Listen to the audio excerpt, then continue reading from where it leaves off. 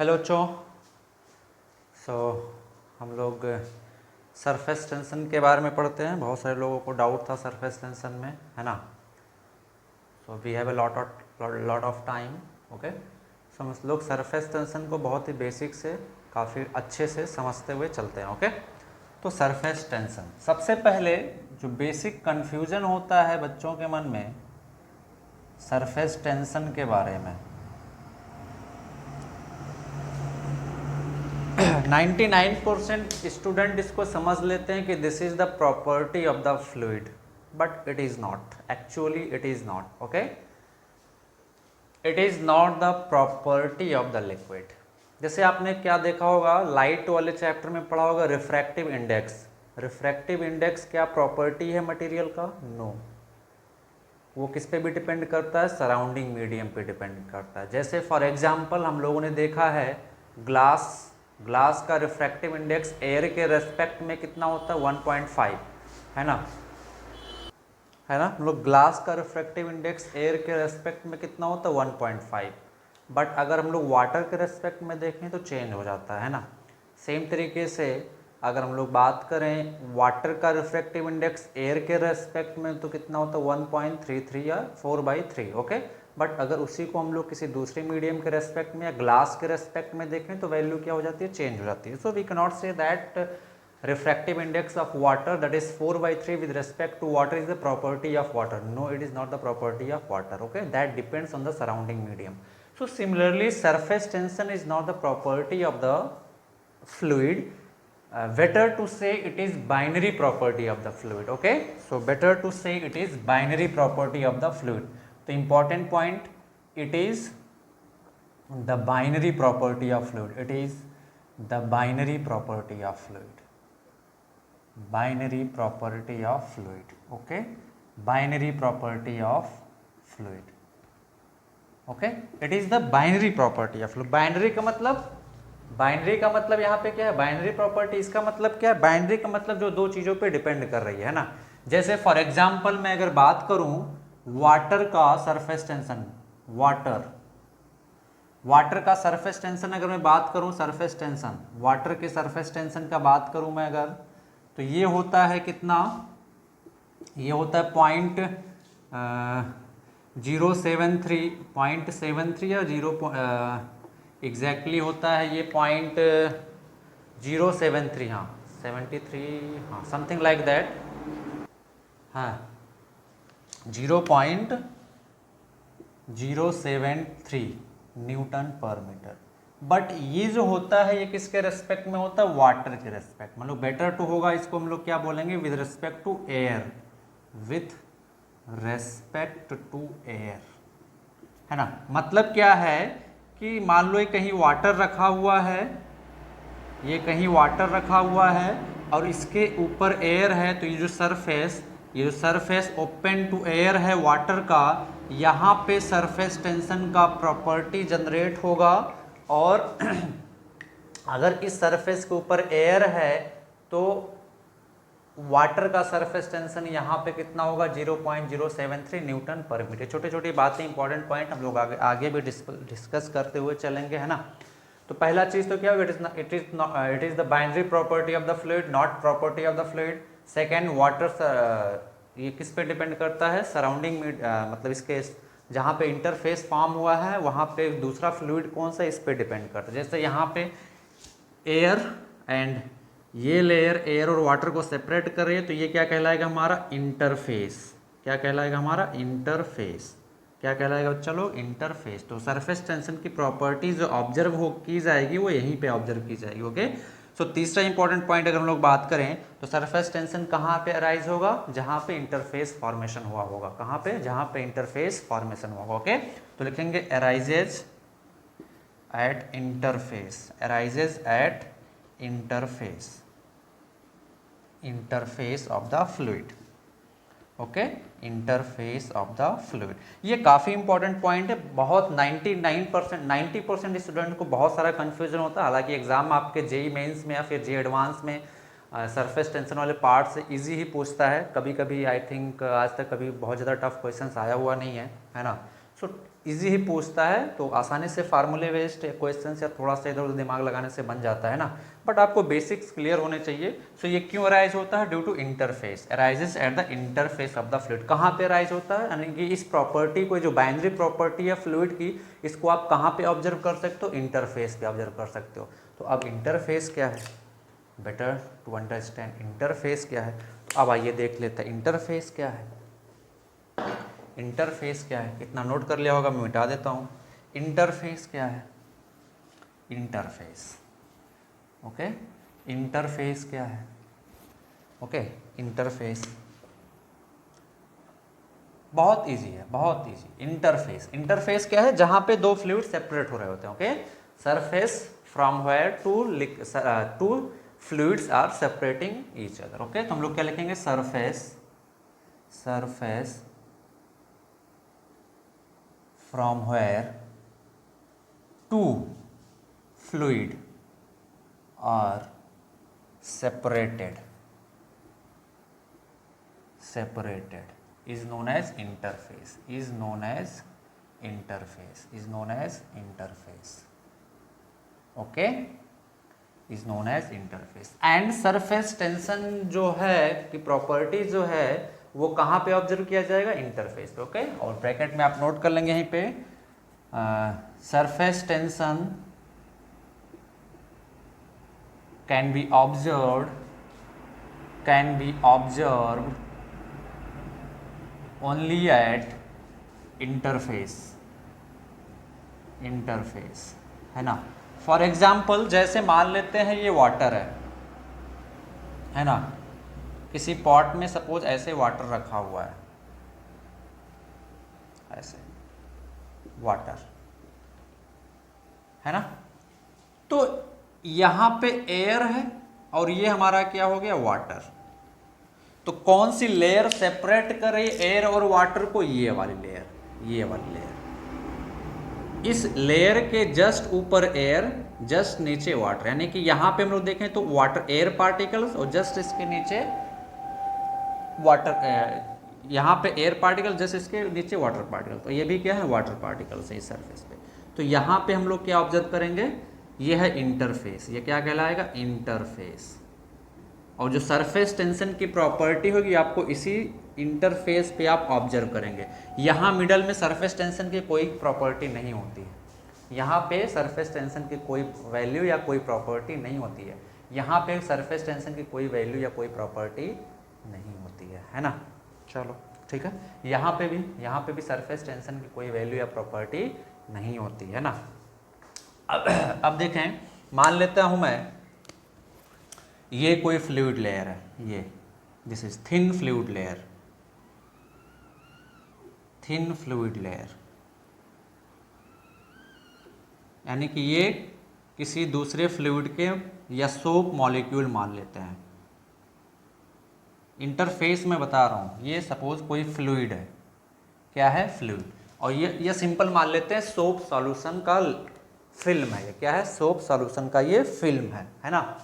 तो ये जो मैंने यहाँ पे बनाया हुआ, ये क्या हो जाएंगे? सोप के मॉलिक्यूल हो जाएंगे। ओके, काफ़ी थिन फिल्म है। या हमने सिंपली बोल दिया कि फ्लूइड हो गया, या कोई भी ले सकते, कोई भी चीज़ हो, कोई भी किसी टाइप का फ्लूइड हो सकता है। इसके जस्ट ऊपर सपोज एयर है, इसके जस्ट नीचे एयर है। तो आप बताएं कितना इंटरफेस फॉर्मेशन हुआ है यहाँ पे, इस पर्टिकुलर केस में कितना इंटरफेस फॉर्मेशन हुआ है? 2 इंटरफेस फॉर्मेशन हुआ। कौन कौन सा? अगर हम लोग देखें ऊपर से, तो यहाँ पे एयर और ये सोप मॉलिक्यूल, इस साइड ऊपर साइड से एयर, जस्ट ऊपर एयर और सोप मॉलिक्यूल, तो ये एक इंटरफेस ये हो जाएगा, इंटरफेस 1, इंटरफेस 1 है ना। अगर हम लोग नीचे से देखें तो नीचे भी एयर और सोप मॉलिक्यूल है, तो ये क्या बन जाएगा हमारा? इंटरफेस 2। ये हमारा क्या बन जाएगा? इंटरफेस 2। तो कितना इंटरफेस आया यहाँ पे? 2 इंटरफेस, यानी कि सरफेस टेंशन की प्रॉपर्टी आप ऊपर यहाँ पे भी ऑब्जर्व करोगे और यहाँ नीचे भी ऑब्जर्व करोगे। ओके, 2 इंटरफेस, ओके, दो जगह पे आप प्रॉपर्टी को ऑब्जर्व करोगे। तो सर बेसिकली मैं बता रहा हूँ भी, आगे इंटरफेस का काफ़ी ज़्यादा यूज होता है यहाँ पे। बहुत सारे आप लोग जल्दबाजी में क्वेश्चन गलत कर देते हैं, है ना। तो आपको जो ध्यान रखना है, सरफेस टेंशन जहाँ पे भी आए, सबसे पहला काम आपको क्या करना है? इंटरफेस खोजना है। क्या खोजना है? इंटरफेस। कितना इंटरफेस है? जितना इंटरफेस है वहाँ पे सरफेस टेंशन की प्रॉपर्टी आएगी और आपको उसको एज्यूम करना होगा, आपको कैलकुलेट करना होगा, ओके, वहाँ पे अप्लाई करना होगा, ओके। तो ये सरफेस टेंशन के बारे में हम लोगों ने देखा, इंटरफेस के बारे में हम लोगों ने देखा। अब हम लोग देखते हैं कि सरफेस टेंशन अराइज क्यों होता है, why surface tension arises, why surface tension arises. तो आई होप आप लोगों ने इसको नोट कर लिया होगा, मैं मिटा देता हूँ। अच्छा, एक और इंटरफेस में बताऊँ, अगर बोलूँ सपोज ये सोप बबल है, अगर मैं इसका एक छोटा सा एग्जाम्पल दूं आप लोगों को, है ना, छोटा सा एग्जाम्पल, तो ओके, जैसे मान लो तो ये कोई पेज है, या मान लेते हैं कोई फ्लूइड का फिल्म है, काफ़ी थिन है ये, है ना। तो अगर अब मैं इसको यहाँ पे रखा हूँ ऐसे, तो एयर कितने साइड से कांटेक्ट में है, अगर मैं देखूँ इसको, आप मान लो कोई फ्लूइड फिल्म मान लेते हैं ना, अगर मैं इसको सिंपली ऐसे करूं तो इस साइड पे भी क्या है, यहाँ इस साइड से एयर के साथ ये कांटेक्ट में है, और इस साइड से भी एयर के साथ कांटेक्ट में आएगा, है ना। यानी कि ये एक फ्लूइड फिल्म हो गया, यानी कि डिफरेंट टाइप ऑफ मॉलिक्यूल हो गए ये, और एयर के मॉलिक्यूल इधर से भी है, एयर के मॉलिक्यूल्स इधर से भी है, दो साइड से, तो दो जगह पे इंटरफेस बन रहा है, एक इंटरफेस ये हो गया, एक इंटरफेस ये हो गया। तो सरफेस टेंशन की प्रॉपर्टी जो इस इंटरफेस पे भी आएगी, और सरफेस टेंशन की प्रॉपर्टी इस इंटरफेस पे भी आएगी, है ना। चलो, अब अगर मैं बात करूं ऐसे, सपोज ऐसे, ये एक सोप बबल है, क्या है ये, soap bubble, soap bubble, soap bubble सभी ने देखा होगा, आप बिल्कुल यूज़ कर सकते हैं, है ना, मार्केट में भी मिलता है ना, 10, 15, 20 रुपये मिलता है, जब फूंकते हैं तो ढेर सारे बबल निकलते हैं ना सोप के। या आप अगर घर पे करना चाहते हैं तो सोप सॉल्यूशन ले, उसमें हाथों को डुबो दें, उसके बाद हाथ को ऐसे फूंक मारेंगे तो नीचे से बड़ा सा बबल प्रोड्यूस होगा, है ना। तो अब होता क्या है, ये जो है ये सोप मॉलिक्यूल हो जाएंगे, ये, या सोप सॉल्यूशन के मॉलिक्यूल हो जाएंगे, ये जो फिल्म है ये सोप मॉलिक्यूल, है ना, ये सारे क्या हो जाएंगे, सोप मॉलिक्यूल। अब बात करें इसमें फूंक के हमने एयर भरी, तो ये एक एयर इधर से भी है, एयर आउटसाइड भी है, तो कितना इंटरफेस बन रहा है बोलो। हम लोग क्या देखते हैं कि ये एयर मॉलिक्यूल इस साइड से भी एयर से घिरा हुआ है, तो एक इंटरफेस ये वाला हो गया आउटसाइड से, है ना, एक इंटरफेस ये हो गया आउटसाइड इंटरफेस, है ना। और अगर हम लोग देखें तो ये जो मॉलिक्यूल्स हैं एयर के सोप के, वो अंदर से भी एयर के साथ कांटेक्ट में है, तो एक इंटरफेस कौन सा हो जाएगा, ये अंदर वाला, और इसको हम लोग क्या बोलेंगे, इनसाइड इंटरफेस। तो ये कहाँ पे टोटल कितना इंटरफेस बना, 2 इंटरफेस, टोटल कितना इंटरफेस बना यहाँ पे, 2 इंटरफेस, टोटल इंटरफेस कितना बना यहाँ पे, 2 इंटरफेस, ओके, काफ़ी सिंपल। अगर मैं ऐसे ही बोलूँ कि ये सपोज कोई लिक्विड बबल है, यानी कि वाटर ड्रॉपलेट है, water droplet, spherical water droplet, ठीक है। तो बताइए, ये सभी वाटर मॉलिक्यूल्स यहाँ पे इसके सरफेस पे, अंदर भी वाटर मॉलिक्यूल, बाहर क्या है, एयर है, अंदर पूरा क्या है, वाटर है। तो बताओ कितना इंटरफेस बनेगा, यहाँ पे कितना इंटरफेस बनेगा, एक ही इंटरफेस बनेगा ना भाई। अरे भाई, ये जो सारे मॉलिक्यूल्स हैं वाटर के, ये जो सारे मॉलिक्यूल्स हैं वाटर के, एक ही साइड से डिफरेंट टाइप के फ्लूइड से घिरे हुए हैं, एयर, तो कितना इंटरफेस बना, एक इंटरफेस। बाकी अगर हम लोग अंदर देखें तो सेम टाइप ऑफ मॉलिक्यूल से घिरे हुए हैं, ये वाटर मॉलिक्यूल्स है, इसके यहाँ पे जो होगा वो भी वाटर मॉलिक्यूल्स होगा, यहाँ पे जो होगा वो भी वाटर मॉलिक्यूल्स होगा, तो same type of water molecules होंगे, तो there is no concept of surface tension, यानी कि इसके अंदर कोई कॉन्सेप्ट नहीं है सरफेस टेंशन का। सरफेस टेंशन कहाँ आएगा, यहाँ पे, नाम से पता भाई, surface tension, surface property which is observed on surface interface, है ना। तो कितना इंटरफेस बना यहाँ पे, 1 इंटरफेस, ओके। ये सारी चीज़ें भी आगे आएंगी, तो थोड़ा सा मैंने आइडिया दे दिया। अब लाओ हम लोग डिस्कस करते हैं कि सरफेस टेंशन अराइज क्यों होता है, why surface tension arises, okay, why surface tension arises. तो चलो आओ देखते हैं why surface tension arises, okay. Show cause of surface tension discuss करने से पहले हम लोग 2 इंपॉर्टेंट चीज डिस्कस कर लेते हैं, cohesive force and adhesive force. सभी को पता होगा कोहेसिव फोर्सेस क्या होते हैं, एडहेसिव फोर्सेस क्या होता है, ओके। सो बट फिर भी लेट्स डिस्कस वंस अगेन।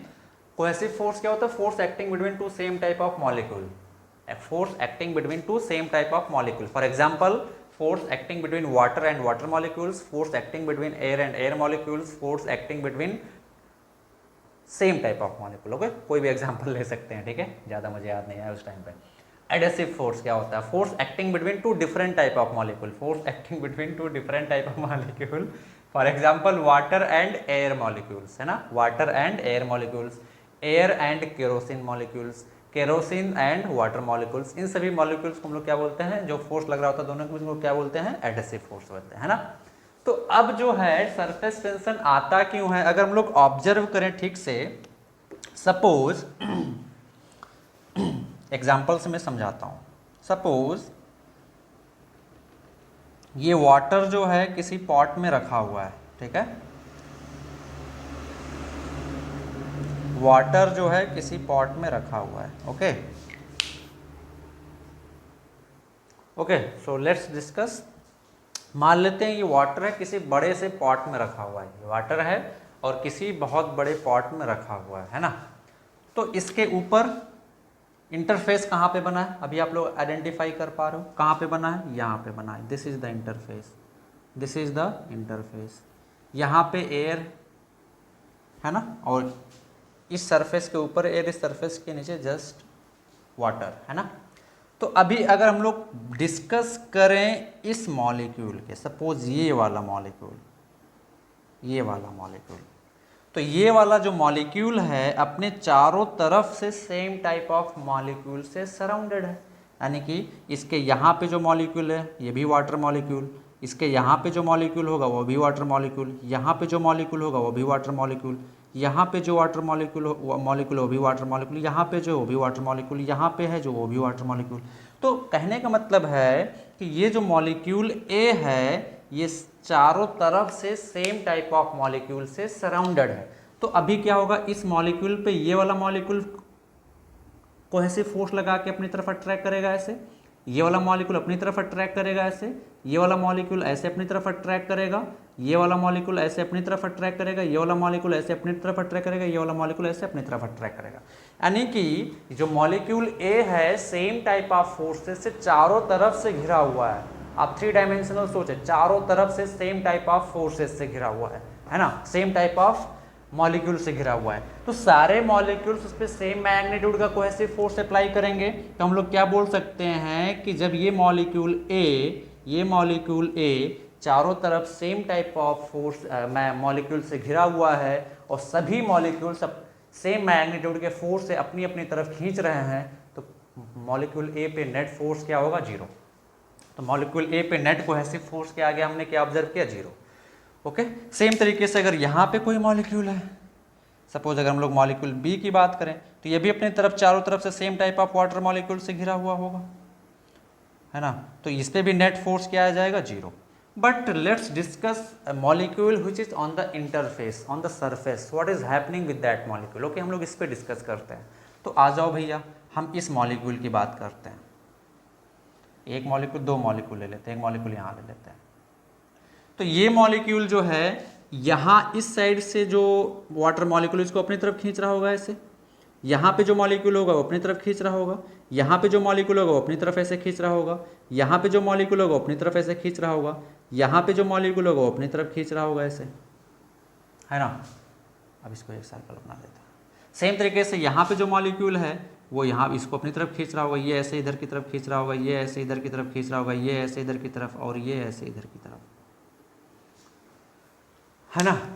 तो अगर हम लोग मॉलिक्यूल सी, इसको नाम दे देता हूं मैं सी, इसको नाम दे देता हूं मैं डी, हमने क्या ऑब्जर्व किया कि मॉलिक्यूल सी और डी चारों तरफ से सेम टाइप ऑफ मॉलिक्यूल से नहीं घिरे हुए हैं, है ना। यानी कि वो अपने नीचे और अगल बगल की तरफ से घिरे हुए हैं, ऊपर के साइड से सेम टाइप ऑफ मॉलिक्यूल नहीं। ऊपर के साइड कौन सा? एयर। तो इस मॉलिक्यूल पे एयर भी फोर्स लगा रहा होगा ऊपर की तरफ, वो भी अट्रैक्ट कर रहा होगा। इस मॉलिक्यूल पे एयर के जो मॉलिक्यूल्स होंगे इस रीजन में घिरे हुए होंगे, सभी इसको अपनी तरफ खींच रहे होंगे ऊपर की तरफ ऐसे। But we are not going to discuss that part. Okay, बाद में ये मॉलिक्यूल्स, ये फोर्स और ये फोर्स, और फिर जो इसके नीचे वाला मॉलिक्यूल्स का नॉर्मल डायरेक्शन सारे फोर्सेस को बैलेंस करके रखता है ना। तो अब ध्यान से अगर हम लोग देखें, अगर कोई पार्टिकल है, सपोज इधर से 5 न्यूटन लग रहा है, इधर से 5 न्यूटन का फोर्स लग रहा है, इधर से 5 न्यूटन का फोर्स लग रहा है, इधर से 5 न्यूटन का फोर्स लग रहा है, इधर से 5 न्यूटन का फोर्स लग रहा है, तो इन सभी का रिजल्टेंट जो आएगा वो कैसे आ जाएगा, वर्टिकली डाउनवर्ड जो भी आएगा रिजल्टेंट फोर्स, है ना, जो भी आएगा रिजल्टेंट फोर्स वो वर्टिकली डाउनवर्ड आ जाएगा, है ना। सेम तरीके से हम लोग वेक्टर में पढ़ ही चुके हैं सारी चीज़ें। तो अब अगर हम लोग बात करें तो ये जो मॉलिक्यूल था इस पे नेट डाउनवर्ड फोर्स लग रहा है, कोहेसिव फोर्स, इस मॉलिक्यूल पे भी नेट डाउनवर्ड फोर्स लग रहा है, कोहेसिव फोर्स।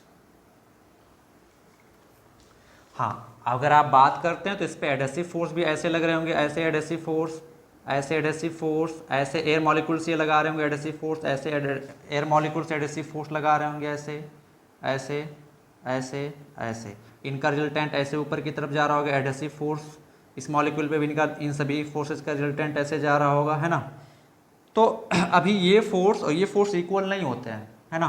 तो जब ये फोर्स ज़्यादा है, नीचे की तरफ प्रेस कर रहा है, तो यहाँ पे जो सराउंडिंग मॉलिक्यूल उनके नॉर्मल रिएक्शन की वजह से ऊपर की तरफ फोर्स लगता है, और इस मॉलिक्यूल पे टोटल नेट फोर्स भी क्या हो रहता है, 0 रहता है ना। तो चलो अब आते हैं, तो अभी क्या हो गया, अभी क्या हो गया, मॉलिक्यूल जो भी सरफेस पे हैं they are experiencing net cohesive force.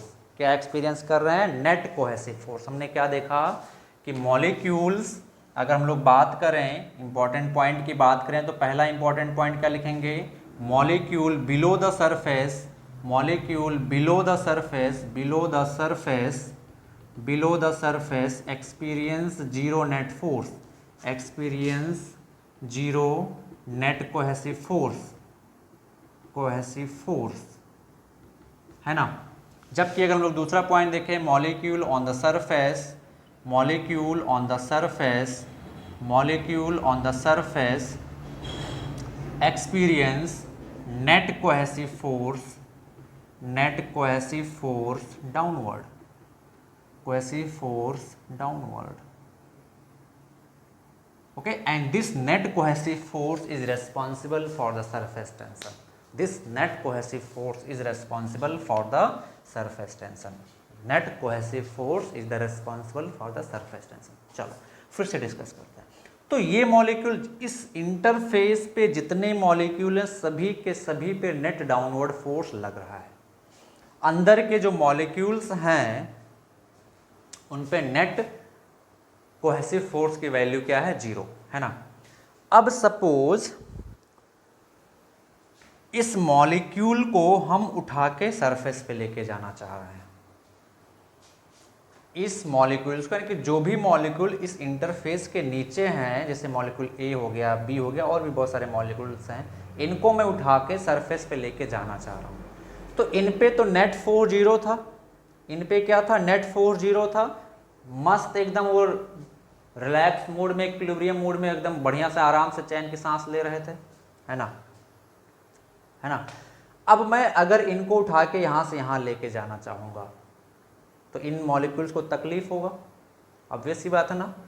यानी कि फिजिक्स लैंग्वेज में मैं बोलूँ तो इस मॉलिक्यूल्स को यहाँ से उठा के सरफेस पे ले जाने के लिए ये जो फोर्सेस लग रहे हैं, नेट फोर्स इधर की तरफ, या सिंपली बोलें कि ये मॉलिक्यूल जो बॉन्ड बनाया हुआ है अपने सराउंडिंग मॉलिक्यूल के साथ, आपको उस बॉन्ड को डिस्टर्ब करना होगा, यानी कि इसके इक्विलिब्रियम को डिस्टर्ब करना होगा। और जैसे ही आप इक्विलिब्रियम को डिस्टर्ब करते हो, पार्टिकल किस कंडीशन में पहुंच जाता है, एनर्जेटिक मोड में आ जाता है। किस मोड में आ जाता है, एनर्जेटिक मोड में। जैसे फॉर एग्जांपल आप सपोज कोई बॉल है 5 kg का, ग्राउंड पे रखा हुआ है, सिंपल रखा हुआ है ना, रेस्ट में, उसकी वेलोसिटी 0 है, no energy stored in that body. अगर हम लोग उसी को रेफरेंस प्लेन ले लें, काइनेटिक एनर्जी 0 है, पोटेंशियल एनर्जी 0 है ना। क्या उसमें कोई वर्क करने की कैपेबिलिटी है, नहीं, है ना, यानी कि वो स्टेबल इक्विलिब्रियम में है, न्यूट्रल पॉइंट में, है ना। बट सपोज उसको आपने उठा के 10 मीटर हाइट तक लेके गए धरती से, तो अब उस 5 kg बॉल को जब आप उठा के 10 मीटर हाइट तक लेके जाओगे, so you have to do work, है ना, you have to do work against gravity. तो जो आपने वर्क किया वो इक्विलिब्रियम को डिस्टर्ब करके उसको वहां पे लेके गए, वही वर्क उसमें किस फॉर्म में स्टोर हो गया, किस फॉर्म में स्टोर हो गया, पोटेंशियल एनर्जी के फॉर्म में स्टोर हो गया। अब बताएं, वहां पे जब तक आप उसको होल्ड करके रखे हो तब तक तो इक्विलिब्रियम में है, क्योंकि आप जितना फोर्स नीचे ग्रेविटी लगा रही उतना फोर्स आप ऊपर की तरफ लगा के उसको रोके हुए हैं। But tell me one thing, क्या अभी उसकी एनर्जी पहले के कंपैरिजन में ज़्यादा है कि नहीं? अगर आप वहाँ से छोड़ देंगे उसको तो it has some capability to do work. अगर हम उसको कांच के ग्लास पे छोड़ देते तो कांच के ग्लास को तोड़ देगा। अगर हम लोग किसी आदमी के सर पे छोड़ देते तो आदमी का सर फोड़ देगा, आदमी की डेथ हो जाएगी। दैट मीन्स जब वो ग्राउंड पे था so it was in equilibrium position, net force on that वो इज 0, है ना। जब उसको हम लोग उठा के 5 मीटर हाइट पे ले गए तो उसकी एनर्जी बढ़ गई। कौन सी एनर्जी बढ़ गई? Potential energy. क्यों बढ़ गई? क्योंकि जब वो वहाँ पे रखा हुआ था, इक्विलिब्रियम कंडीशन में था, इक्विलिब्रियम को डिस्टर्ब करने के लिए हमें क्या करना पड़ेगा? फोर्स लगा के उस पर कुछ वर्क करना पड़ेगा, and that work will be stored in the form of potential energy to that ball. तो जब वो ग्राउंड पे था तो उसमें एनर्जी नहीं थी। जब आपने उसको 5 मीटर हाइट पे या 10 मीटर हाइट पे लेके चले गए तो उसमें कुछ एनर्जी आ गई।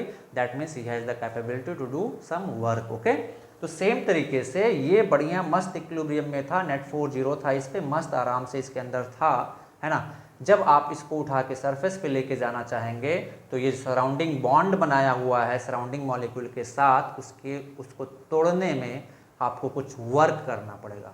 कि फिजिक्स लैंग्वेज में बोलें तो we have to do work against cohesive forces, against the bonding of the particle.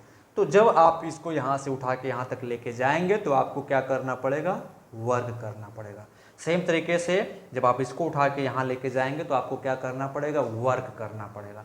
अब वर्क करना पड़ेगा तो क्या वो वर्क कहाँ पे जाएगा? जब ये पार्टिकल यहाँ से यहाँ पहुँचेगा तो वो पोटेंशियल एनर्जी के फॉर्म में क्या हो जाएगा? स्टोर हो जाएगा। जब ये पार्टिकल यहाँ से यहाँ पहुँचेगा तो किस फॉर्म में स्टोर हो जाएगा? पोटेंशियल एनर्जी के फॉर्म में स्टोर हो जाएगा, है ना। सेम उसी तरीके से हम लोग बॉल को धरती से उठा के 5 मीटर हाइट तक लेके गए थे तो जो हमने वर्क किया था वो किस फॉर्म में स्टोर हो गया? पोटेंशियल एनर्जी के फॉर्म में स्टोर हो गया। ओके, तो अब हमको बताएं जितने मॉलिक्यूल इंटरफेस पे हैं क्या उनकी एनर्जी ज़्यादा होगी कि नहीं compare two molecules which is below the surface? ज़्यादा होगी कि नहीं? ऑब्वियस सी बात है सर, बिल्कुल सही, बिल्कुल ज़्यादा होगा। क्योंकि जितने जब ये इंटरफेस फॉर्मेशन हो रहा था जो भी मॉलिक्यूल इस सरफेस पे आए उनकी एनर्जी ज़्यादा हुई कि नहीं हुई? क्योंकि कुछ वर्क इस इंटरफेस को फॉर्म करने में किया गया, वही वर्क इन मॉलिक्यूल्स में जो इंटरफेस के मॉलिक्यूल थे उनमें स्टोर हो गया किस फॉर्म में? पोटेंशियल एनर्जी के फॉर्म में। तो एक चीज़ तो क्लियर हो गई सर कि जितने मॉलिक्यूल इंटरफेस पे हैं उनकी एनर्जी ज़्यादा है किसके कंपैरिजन में? Molecules which is below the surface. यहाँ तक क्लियर है। अब हम लोग क्या जानते हैं? तो जितने मॉलिक्यूल सरफेस पे हैं सबकी एनर्जी ज़्यादा, तो हम लोग एज ए होल बोल सकते हैं कि जो इंटरफेस फॉर्म हुआ है उसकी एनर्जी क्या है? ज़्यादा है। एनर्जी क्या है? ज़्यादा। अब हम लोग क्या जानते हैं, क्या पढ़े हुए हैं हम लोग, कि अगर किसी बॉडी के पास एनर्जी है तो वो अपनी एनर्जी को क्या करना चाहता है? मिनिमाइज करना चाहता है। क्या करना चाहता है? एनर्जी को मिनिमाइज करना चाहता है। इक्विलिब्रियम स्टेबल या स्टेबल कंडीशन में आने के लिए वो एनर्जी को क्या करना चाहता है? मिनिमाइज करना चाहता है। तो अब ये इंटरफेस एनर्जी को कैसे मिनिमाइज करेगा? ये जो इंटरफेस है ये एनर्जी को कैसे मिनिमाइज करेगा? ये चाहेगा कि मेरे सरफेस पे कम से कम मॉलिक्यूल रहें, कम से कम मॉलिक्यूल रहें, क्योंकि जितने कम मॉलिक्यूल रहेंगे उतना ही कम इस इंटरफेस का एनर्जी होगा। तो अब मॉलिक्यूल कम कैसे रहेंगे? तो थोड़ा सा मैथ्स में चलते हैं। हम लोग मैथ्स में क्या पढ़ रहे हैं? For a given volume spherical objects has minimum surface area, यही ना पढ़े हुए हैं? For a given volume spherical objects has minimum surface area, have minimum surface area. तो अभी ये इंटरफेस अपनी एनर्जी को मिनिमाइज करना चाहता है। मिनिमाइज करने के लिए अपने सरफेस एरिया को मिनिमाइज करेगा, क्योंकि सरफेस एरिया जितना कम होगा मॉलिक्यूल उतने कम होंगे और एनर्जी इंटरफेस की उतनी कम होगी। तो अब ये अपने सरफेस एरिया को मिनिमाइज करने के लिए कॉन्ट्रैक्ट होके स्ट्रेच करके अपने आप को स्फेरिकल शेप में लेके आना चाहती है। किस शेप में लेके आना चाहती है? स्फेरिकल शेप में। ऐसे बिल्कुल ऐसे खींच के अपने आप को स्फेरिकल शेप में लेके आना चाहती है। जैसे मैं इस इंटरफेस को सपोज ऐसे है, इसको ऐसे खींच के स्फेरिकल फॉर्म में लेके आना चाहूँ तो सरफेस ये जो इंटरफेस है वो स्ट्रेच्ड मेम्ब्रेन की तरह बिहेव करेगी कि नहीं? जैसे आपके पास सपोज कोई ब्लैंकेट है, आप ब्लैंकेट को पकड़ के ऐसे टाइट कर दो, खींच दो दोनों साइड से, तो ब्लैंकेट क्या होता है, स्ट्रेस्ड हो जाता है ना। तो सेम उसी तरीके से जब ये अपने आप को खींच के स्फेरिकल शेप में लेके आना चाहती है, तो जो इंटरफेस है वो स्ट्रेस्ड मेम्ब्रेन की तरह बिहेव करता है। किस तरीके से बिहेव करता है, स्ट्रेस्ड मेम्ब्रेन की तरह बिहेव करता है, और वहीं से सरफेस टेंशन की प्रॉपर्टी अराइज होती है। उसी प्रॉपर्टी को हम लोग, जो स्ट्रेस्ड थिन मेम्ब्रेन की तरह बिहेव कर रही है, उसी प्रॉपर्टी को हम लोग क्या कहते हैं, सरफेस टेंशन कहते हैं। क्या कहते हैं, सरफेस टेंशन। अच्छा है ना, यहाँ तक किसी को कोई डाउट है? चलो अब मैं इसी को लिख देता हूँ। ओके, ऊपर वाला थोड़ा पार्ट में मिटा देता हूँ। ओके, तो यहाँ तक समझ में आया कि ये इंटरफेस थिन स्ट्रेस्ड मेम्ब्रेन की तरह क्यों बिहेव करती है। ओके, समझ में आया? अच्छा, अभी एक मेरे को थोड़ा सा डाउट आ रहा है, मेरे को एक क्वेश्चन आ रहा है, मैं तुम लोगों से पूछता हूँ। अच्छा सर, इस मॉलिक्यूल पे तो आपने बताया था नेट कोहेसिव फोर्स डाउनवर्ड लग रहा है, नेट एडहेसिव फोर्स ऊपर की तरफ लग रहा है ना? तो ये भी मॉलिक्यूल तो इक्विलिब्रियम में था, बट अंतर क्या है? What is the difference? Difference किस चीज़ का है? डिफरेंस है बच्चा नेट कोहेसिव फोर्स का। किसका अंतर है? नेट कोहेसिव फोर्स का। ये मॉलिक्यूल पे कोहेसिव एडहेसिव फोर्स ऊपर तो लग रहा है, और अब ये ज़्यादा फोर्स है कोहेसिव से, जैसे इस पे हमने बात किया एडहेसिव फोर्स का, तो ये कोहेसिव तो ज़्यादा है इस केस में एडहेसिव से, है ना? कोहेसिव जो है एडहेसिव से ज़्यादा है, तो नीचे की तरफ नेट फोर्स लग रहा है, तो यहाँ पे जो सराउंडिंग मॉलिक्यूल्स हैं उनके नॉर्मल रिएक्शन वगैरह इसको बैलेंस कर रहे हैं, है ना? बट दिक्कत ये है कि ये भी तो देखा जाए तो इक्विलिब्रियम में है, बट इन पे नेट कोहेसिव फोर्स लग रहा है। क्या लग रहा है? नेट कोहेसिव फोर्स लग रहा है ना? इन मॉलिक्यूल्स और इन मॉलिक्यूल्स में डिफरेंस है, इन पे नेट कोहेसिव फोर्स जीरो है और इस पे नेट कोहेसिव फोर्स लग रहा है। That is responsible for the surface tension. Okay, that is responsible for the surface tension. Okay, ये इधर उधर मूव नहीं कर सकते, हिल नहीं पाएंगे, है ना? जबकि ये आसानी से इसके अंदर मूव करते रहते हैं। तो अब देखें, ये स्ट्रेस्ड मेम्ब्रेन की तरह बिहेव कर रही है, सरफेस को अपने आप को खींच के स्फेरिकल फॉर्म में लेके आना चाहती है। इसीलिए बहुत सारे आपको फेनोमेना देखने को मिलते हैं। जब लोग ब्लो करते हैं सो बबल्स को, तो क्या फॉर्म करती हैं, वो क्या फॉर्म करती हैं कि स्फेरिकल फॉर्म में आके बबल्स बना लेती हैं, है ना? आप किसी से क्वेश्चन पूछ सकते हैं। आप एक रेक्टेंगुलर पाइप लें, रेक्टेंगुलर पाइप का मतलब जिसका सिरा इस टाइप का हो, इस टाइप का, इसको आप सोप सॉल्यूशन में डिप करें और दूसरे साइड से फूंक मारें, तो जो बबल प्रोड्यूस होगा स्फेरिकल ही होगा। अगर आप स्फेरिकल पाइप लें, इसको सोप सॉल्यूशन में डिप करें और फूंक मारें, तो यहाँ से जो बबल निकलेगा वो भी स्फेरिकल ही होगा। ये चीज़ें होती हैं क्यों? क्योंकि ड्यू टू सरफेस टेंशन। किसकी वजह से? Due to surface tension. कोई ऐसा पूछ सकता है कि हम लोग यहाँ पे ये सर्कुलर में था तो स्फेरिकल निकला, चले सर ठीक है समझ में आया, यहाँ पे तो रेक्टेंगुलर था तो रेक्टेंगुलर बबल क्यों नहीं निकला? वो हो ही नहीं सकता है, क्योंकि सरफेस टेंशन की वजह से। जैसे वो बाहर आएगा तुरंत अपने आप को स्ट्रेस्ड मेम्ब्रेन की तरह बिहेव करेगा, इंटरफेस फॉर्म होगा, वो इंटरफेस किस तरीके से बिहेव करेगा?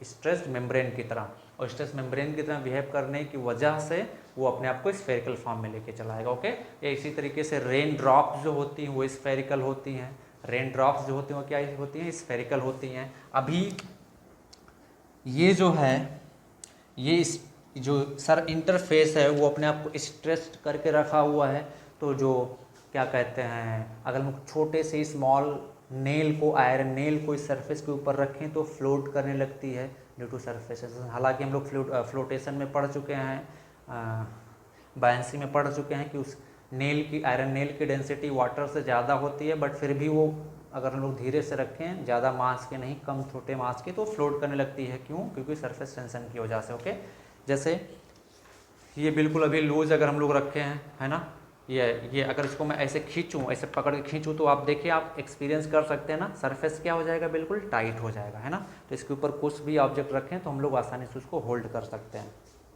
सेम उसी तरीके से। ओके, तो आप लोग एप्लीकेशन पढ़े होंगे, तो हम लोग एप्लीकेशन में बोलूँ क्या?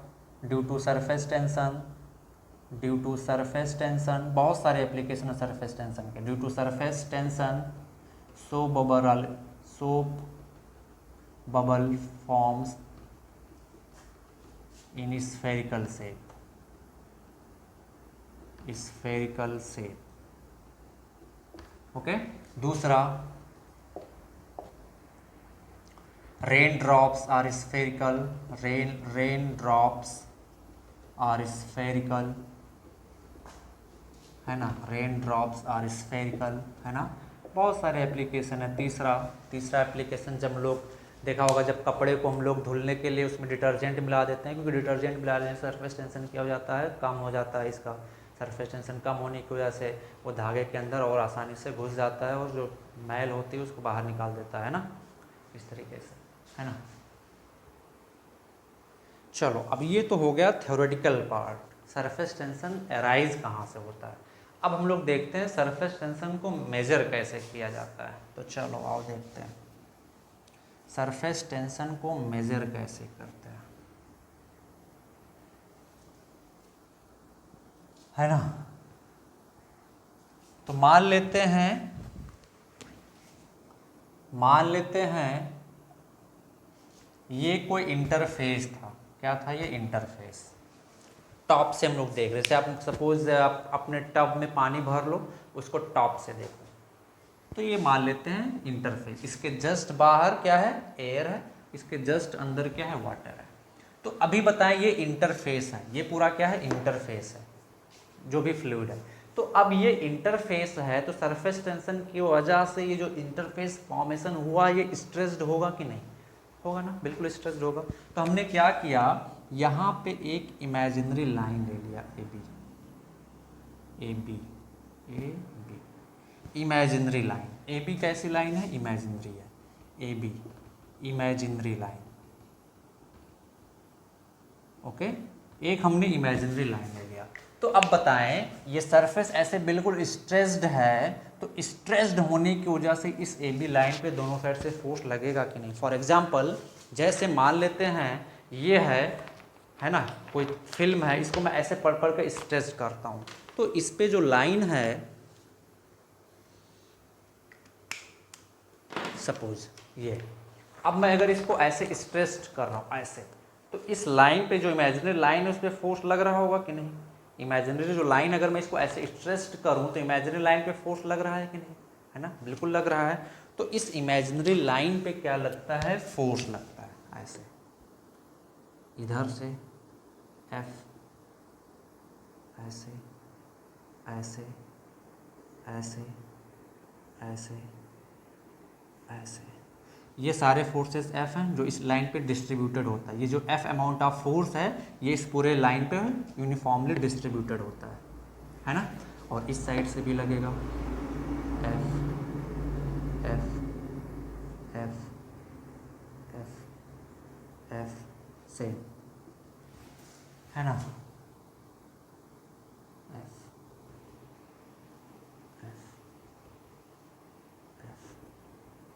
यूनिफॉर्मली डिस्ट्रीब्यूटेड होता है।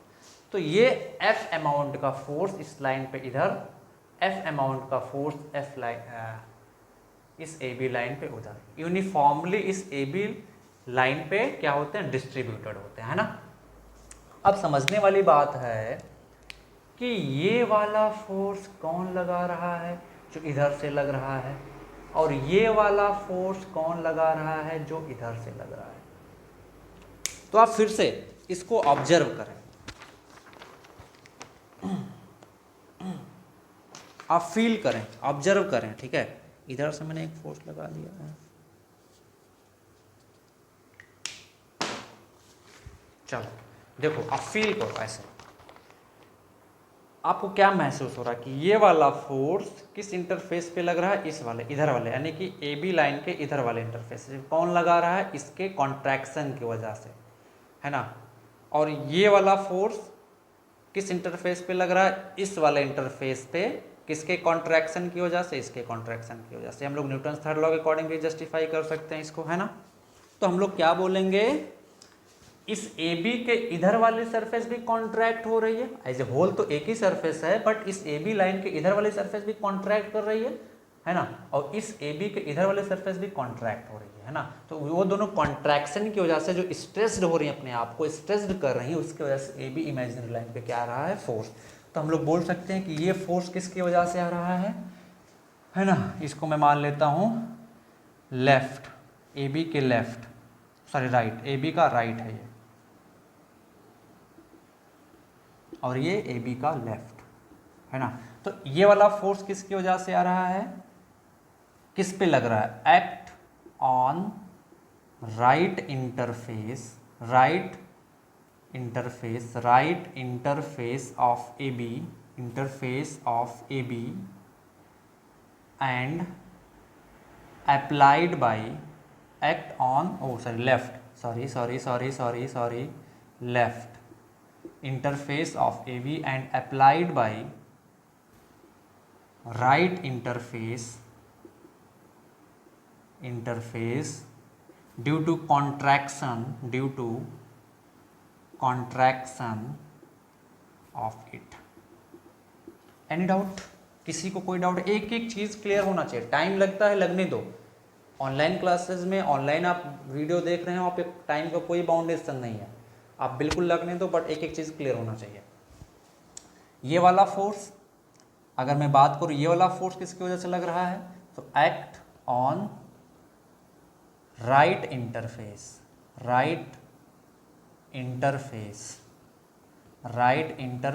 Of A B, okay, and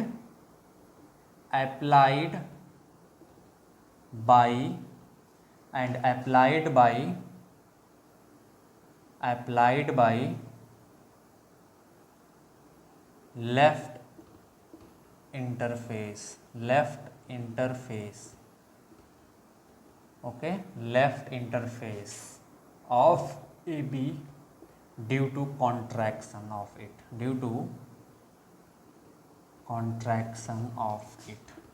okay. या आप न्यूटन्स लॉ से बोल सकते हो कि अच्छा ये ए बी के इधर वाले सरफेस ने इस पे फोर्स लगाया इधर की तरफ, तो ये वाला सरफेस भी इस पे फोर्स लगाएगा इधर की तरफ। Newton's third law is verified, है ना, वेरी सिंपल वे। तो अब हम लोग अगर ए बी लेंथ को मान लें, ए बी जो इमेजिनरी लाइन है उसको ए बी एल मान लेते हैं, ओके।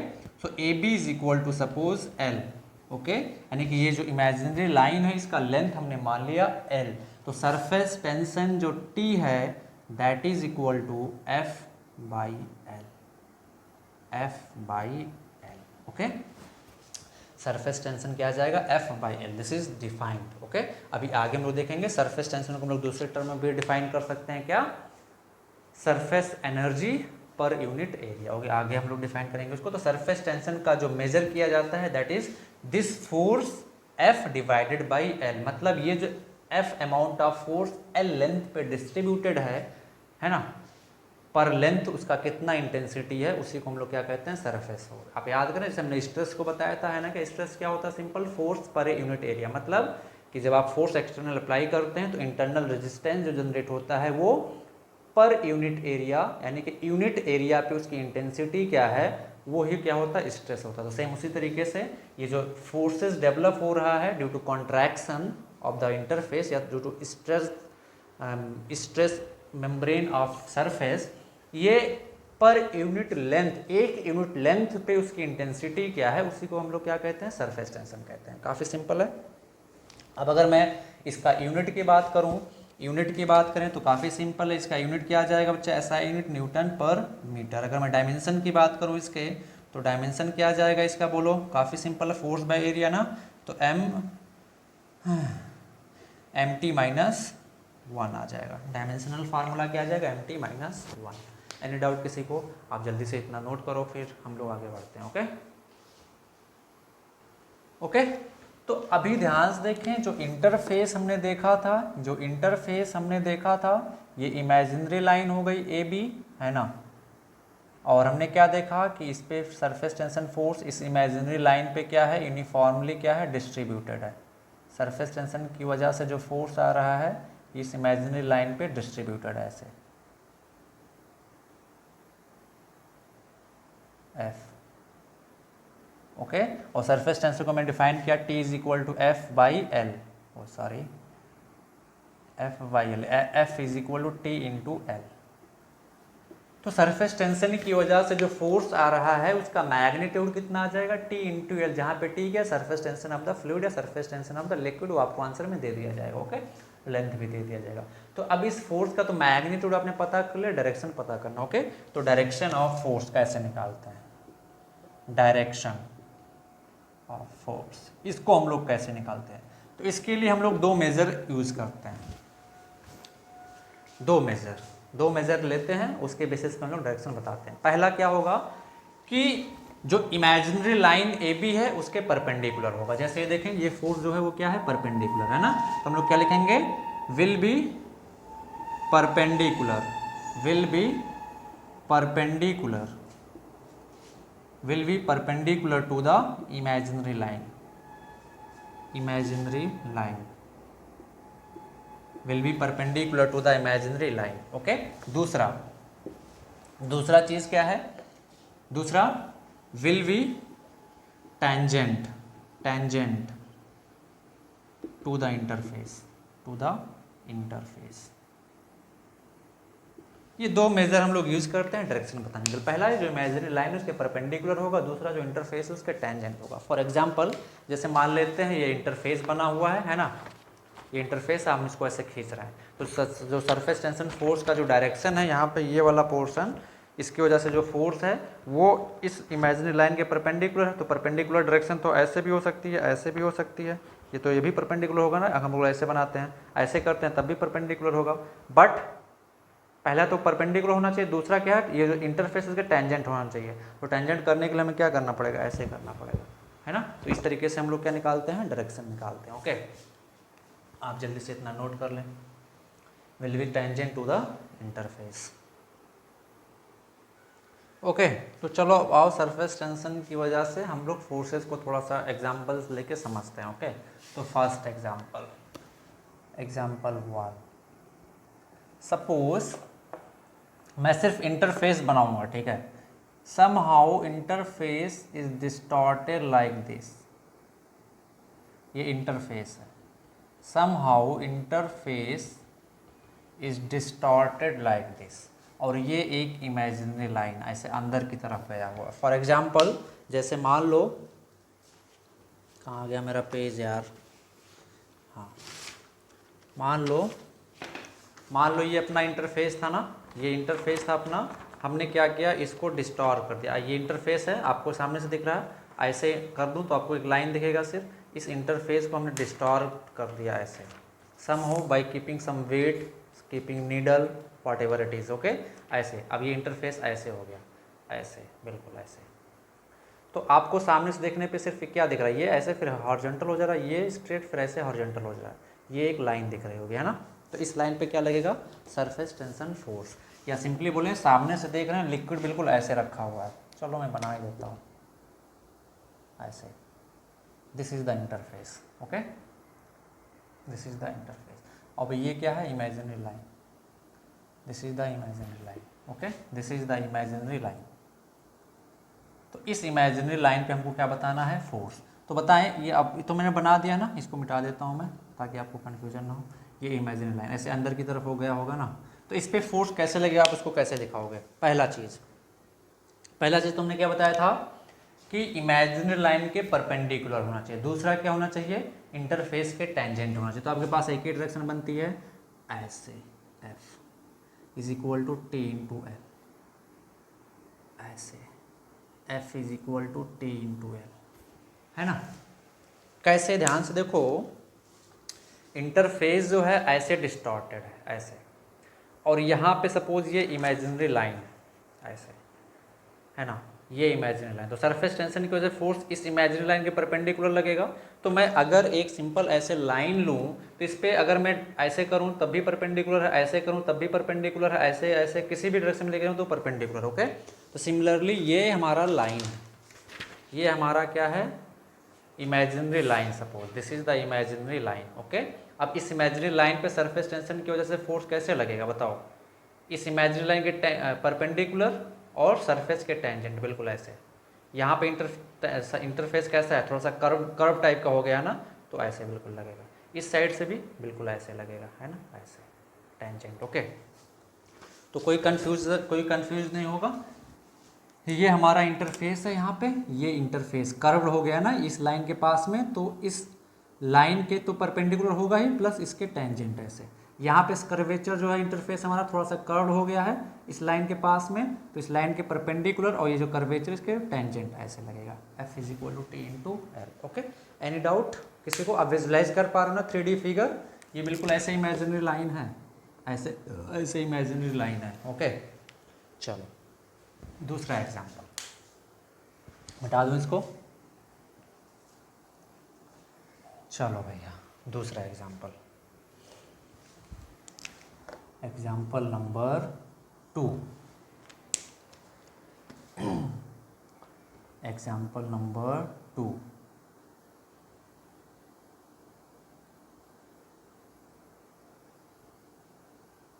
ये एक लिक्विड ड्रॉप है, क्या है बच्चा?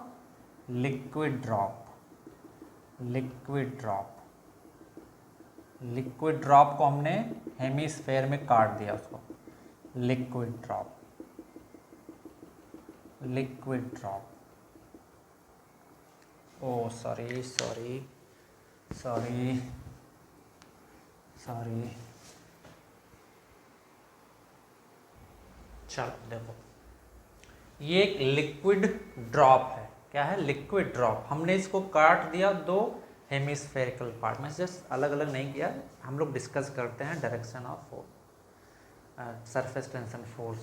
सरफेस टेंशन की वजह से जो फोर्स आएगा उसको हम लोग एनालिसिस करते हैं। तो क्या होगा, इंटरफेस सबसे पहले कहाँ पे था? पहली बात तो लिक्विड का ये शेप पॉसिबल ही नहीं, हमने इस लिक्विड का शेप एक्चुअल में ड्रॉप ये है, हमने इसको दो पार्ट में काट के इमेजिनरी वे में इसको इमेजिन करते हैं सरफेस टेंशन की वजह से फोर्स कैसे आएगा, कैसे लगेगा। तो सबसे पहले बताएं इंटरफेस कहाँ पे था? ये वाला इंटरफेस है ना, ये वाला।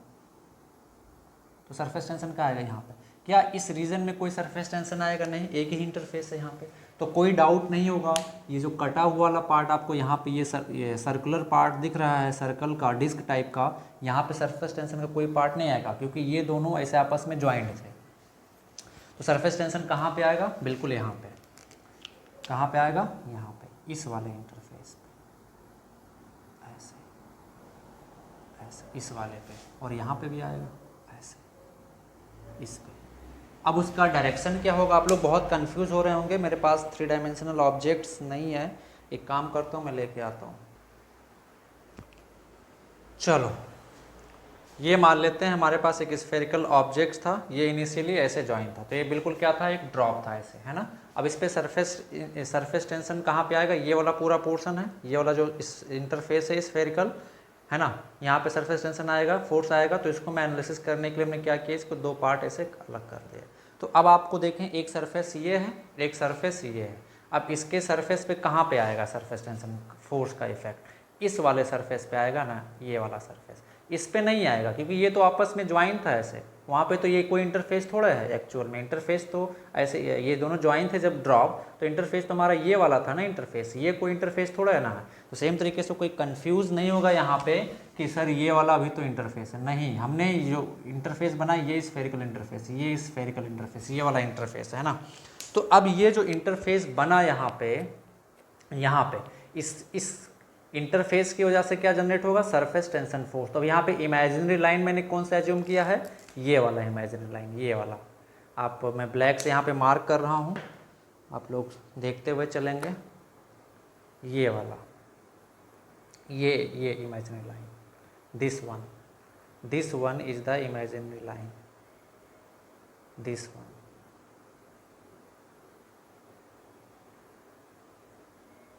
This one. ओके,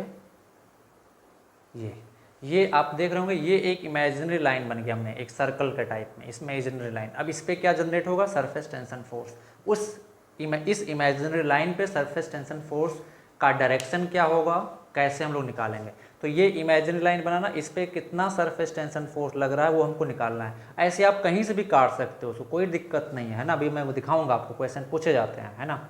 तो अब ये इमेजिनरी लाइन, इस पे सरफेस टेंशन फोर्स का डायरेक्शन हमने कैसे बताया था? पहला तो इस इमेजिनरी लाइन के परपेंडिकुलर होगा, दूसरा ये जो इंटरफेस है उसके टेंजेंट होगा। तो आप बताएं कौन सी डायरेक्शन आपके पास बचती है? बिल्कुल ऐसे वाली, ऐसे ना, ऐसे ऐसे ऐसे, बिल्कुल टेंजेंट ऐसे। ये इमेजिनरी लाइन के परपेंडिकुलर भी है और ये जो इंटरफेस है इसके टेंजेंट भी। आपको स्फेरिकल सरफेस पे टेंजेंट ड्रॉ करना आता ही है, तो कोई डाउट होना नहीं चाहिए उसमें, है ना। मतलब बिल्कुल जो सरफेस टेंशन फोर्स का जो डायरेक्शन आएगा वो क्या आ जाएगा, ऐसे ऐसे चारों तरफ से, ऐसे ऐसे ऐसे ऐसे ऐसे ऐसे, यहाँ पे भी ऐसे ऐसे ऐसे ऐसे ऐसे ऐसे, है ना, F। अब अगर इस F का वैल्यू हम लोग देखें तो इस F का वैल्यू क्या होगा, F is equal to surface tension T into इस पूरे का लेंथ कितना होगा, अगर इसका ये जो सर्कल बन रहा है इसका रेडियस R है तो कितना आ जाएगा 2 pi R। F is equal to T into 2 pi R। कोई डाउट? अच्छा, कोई डाउट बोला कि सर आप इधर की तरफ ले, ऐसे भी तो टेंजेंट ड्रॉ कर सकते थे, ऐसे तो ड्रॉ कर सकते थे, बिल्कुल ऐसा अगर मैं कर देता तो भी तो इस सरफेस पे टेंजेंट हो जाता और 90 डिग्री भी था इस इमेजिनरी लाइन पे, बट ऐसा ना लेके आप ऐसा क्यों लिए, वाई? मतलब सर आपने इस पे जब ये इमेजिनरी लाइन पे जब आपने फोर्स का डायरेक्शन लिया तो आपने ऐसा ही क्यों लिया, आपने ऐसा क्यों नहीं लिया? ऐसा कर दे तब भी तो वही इसके परपेंडिकुलर था, वो इंटरफेस के टेंजेंट था, क्यों नहीं किया बच्चा? ये जो फोर्स आप इस पे दिखा रहे हो वो इस वाले पार्ट की वजह से लग रहा है, इसके कॉन्ट्रैक्शन की वजह से। ये जो सरफेस था ये ऐसे कॉन्ट्रैक्ट हो रहा होगा तो इधर वाले राइट वाले पे फोर्स लगा रहा होगा, याद करें इनिशियल कॉन्सेप्ट, है ना। तो ये जो सरफेस टेंशन की वजह से फोर्स आ रहा है इसकी वजह से आ रहा है, इसके कॉन्ट्रैक्शन की वजह से, यानी कि इस राइट पार्ट की कॉन्ट्रैक्शन की वजह से इस पे फोर्स लगेगा। कैसे? बिल्कुल अभी आप लोग समझ पा रहे होंगे, ऐसे F, ऐसे ऐसे ऐसे ऐसे ऐसे ऐसे ऐसे ऐसे ऐसे, है ना छोटू लोग, समझ में आया कि नहीं? F, है ना। तो ये वाला F किस पे लग रहा है, कौन किसकी वजह से लग रहा है, X on left due to right, और ये वाला F किसकी वजह से लग रहा है, act on B due to A। अभी क्लियर हुआ? कोई डाउट होगा कि नहीं? तो अभी ये F फोर्स भी क्या होगा, T इंटू 2 पाई R। कोई डाउट यहाँ तक? किसी को कोई डाउट आया? बोलो। कितना इंटरफेस था? एक इंटरफेस। हमने बहुत ही सिंपल वे में समझाने की कोशिश की है ना, किसी को कोई डाउट नहीं होना चाहिए अभी, ठीक है। ये आ गया हमारा दूसरा एग्जाम्पल, इसको मैं मिटा दूं, दूसरा एग्जाम्पल देखते हैं। दूसरा एग्जाम्पल, क्योंकि जब आप इंटरफेस नहीं समझोगे तब तक आपको समझ नहीं आएगा, तब तक आपको समझ नहीं आने वाला है। दूसरा, अच्छा चलो एक मैं एक क्वेश्चन देता हूँ आप लोगों को सॉल्व करना है, ठीक है। ये एक स्फेरिकल ड्रॉप था, स्फेरिकल ड्रॉप, ठीक है। हमने क्या किया, यहाँ से काट दिया पार्ट को और अलग कर दिया, ये अभी हमारे पास ये स्फेरिकल सरफेस आएगा, काटेंगे तो ये सर्कुलर पार्ट में आएगा ना, ऐसे ऐसे, ठीक है।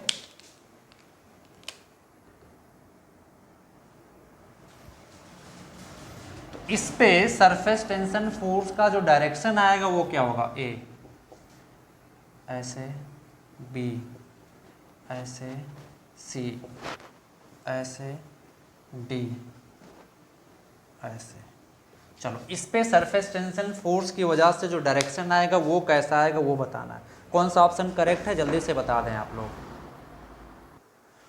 ओके, तो कौन सा ऑप्शन करेक्ट होगा यहाँ पे, ऑप्शन सी करेक्ट है। कौन सा ऑप्शन करेक्ट है, ऑप्शन सी करेक्ट है। कैसे, ध्यान से देखें, ये इस बार ये इंटरफेस ऐसा है ना, और ये हमारे पास इमेजिनरी लाइन है, ये वाला, ये इमेजिनरी लाइन है ना, ये इंटरफेस। तो इस पर सरफेस टेंशन की वजह से फोर्स कैसा आएगा, ऐसे टेंजेंट ड्रॉ करोगे ना F, यहाँ पे ऐसे, यहाँ पे भी ऐसे ऐसे, ये इस पूरे सरकमफ्रेंस पे लग रहा होगा, है ना। कैसे, अब यहाँ पे दिखा नहीं पाऊंगा क्योंकि 2D फिगर है। मान लेते हैं ये वाला पार्ट था, ये छोटा सा है ना, छोटा सा, तो ये जो आप देख रहे हो ये सरकमफ्रेंस का ये इमेजिनरी लाइन होगा। अब इस पे आप कैसे सरफेस, ये तो हमारा इंटरफेस है, टेंजेंट कैसे आएगा, ऐसे ऐसे ऐसे ऐसे चारों तरफ से, है ना, चारों तरफ से ऐसे लग रहा होगा, ऐसे थीटा एंगल पे, ओके, हॉरिजॉन्टल से जो भी लेना है लेना सकते हैं, ऐसे लग रहा होगा, है ना। ऐसे यहाँ पे भी ऐसे ऐसे ऐसे ऐसे ऐसे ऐसे चारों तरफ से, बिल्कुल, है ना, ऐसे। समझ में आया यहाँ पे? तो कौन सा ऑप्शन करेक्ट होगा यहाँ पे? सी। अब देखिए क्वेश्चन वगैरह पूछा जाता है कि सपोज इसका सेंटर रेडियस आर है, तो इस एफ का वैल्यू कितना आ जाएगा, 2 पाई आर इंटू टी। अगर इसका सेंटर सी है, इस जो इस सर्कल बन रहा है यहाँ पे रेडियस आर है, तो इस सर्कमफरेंस की लेंथ कितनी आ जाएगी, जितने पे सरफेस टेंशन फोर्स लग रहा है, कितना, F is equal to 2 pi R into T. अब अगर मैं सपोज ये एंगल थीटा दे दूँ तो इसके दो कंपोनेंट कर सकते हैं हम लोग, एक वर्टिकल एक हॉरिजॉन्टल। फिर जो भी क्वेश्चन पूछा उसके हिसाब से हम लोग सॉल्व कर लेते हैं, ओके। तो अभी सॉल्व कर लोगे तुम लोग, इंटरफेस पता लगा लोगे, जितने इंटरफेस उतने फोर्सेस, सिंपल सी बात है, जितने इंटरफेस उतने फोर्सेस, ओके। चलो अब मैं एक छोटा सा क्वेश्चन देता हूँ, आप लोगों को सॉल्व करना है, ओके। एक नीडल है एल लेंथ की, एक नीडल है एल लेंथ की, मास एम की, length L, mass, okay. Calculate maximum mass of this needle, iron needle, so that it can float on water surface. Calculate maximum mass of this needle so that it can float on water surface. चलो जल्दी से आप calculate कर दो, फिर हम लोग आगे बढ़ते हैं। तो चलो आओ देखते हैं। ये है हमारा इंटरफेस, ये क्या है हमारा इंटरफेस। इस पे लाके हम लोग नीडल को रख दिए, धीरे से नीडल को ऐसे धीरे से रख दिए। तो जब नीडल को रखेंगे तो क्या होगा, यहाँ का जो इंटरफेस है ये बेंड होगा कि नहीं, ऐसे बेंड हो जाएगा, ऐसे कुछ ऐसे, है ना, ऐसे क्या हो जाएगा, बेंड हो जाएगा जैसे आप रखोगे। तो अब बताएं, यहाँ पे ये जो इमेजिनरी एल लेंथ का जो एक लाइन बन रहा है ना, वहाँ पे ऐसे अंदर की तरफ, उस पर सरफेस टेंशन की वजह से फोर्स लगेगा, और इस फोर्स का डायरेक्शन मैंने बताया था क्या होगा, ये जो इंटरफेस बन रहा है इसके टेंजेंट, ये जो इंटरफेस यहाँ पे कर्व हो रहा है इसके टेंजेंट, और ये जो लाइन है उसके परपेंडिकुलर। तो मैं बता चुका हूँ कैसा आएगा फोर्स, ऐसा, कितना, T इंटू एल। इस साइड से भी ऐसे, कितना, F is equal to T into L. अब न्यूटन थर्ड लॉ के हम लोग अगर एनालिसिस करें इस पे, तो हो क्या रहा है, जैसे मान लेते हैं ये एक स्ट्रेस्ड सरफेस थी, इस पर जब आप पेन रखोगे ऐसे, तो हो क्या रहा है, पेन की वजह से स्ट्रेस सरफेस जो नीचे की तरफ दब जा रही है ना, तो इंटरफेस जो हो कर्व हो जा रहा है ना। तो हम लोग सिंपली बोलें, ये इंटरफेस ऐसे नीचे की तरफ कर्व हो गई है ना, इस पर फोर्स इधर लगाएगी, टेंजेंट इस जो लाइन है, ये जो इमेजिनरी लाइन यहाँ पे बन रहा है, एल लेंथ का लाइन बन रहा है उसके परपेंडिकुलर, और ये जो इंटरफेस बन रहा है उसके टेंजेंट, सेम तरीके से यहाँ पे भी। और इसका मास किधर लगेगा, मास किधर लगेगा इसका, नीचे mg की तरफ। अब अगर हम लोग इसके दो कंपोनेंट कर सकते हैं, इस एंगल को थीटा मान लिया, तो इसके दो कंपोनेंट होंगे, एक वर्टिकल कितना, TL cos थीटा, और एक horizontal TL sin theta. Same तरीके से इस फोर्स का भी दो कंपोनेंट होगा, हॉरिजॉन्टल TL sin थीटा, ये थीटा तो ये भी थीटा, है ना, दोनों फोर्स बराबर हैं, और ये कितना आ जाएगा, TL cos theta.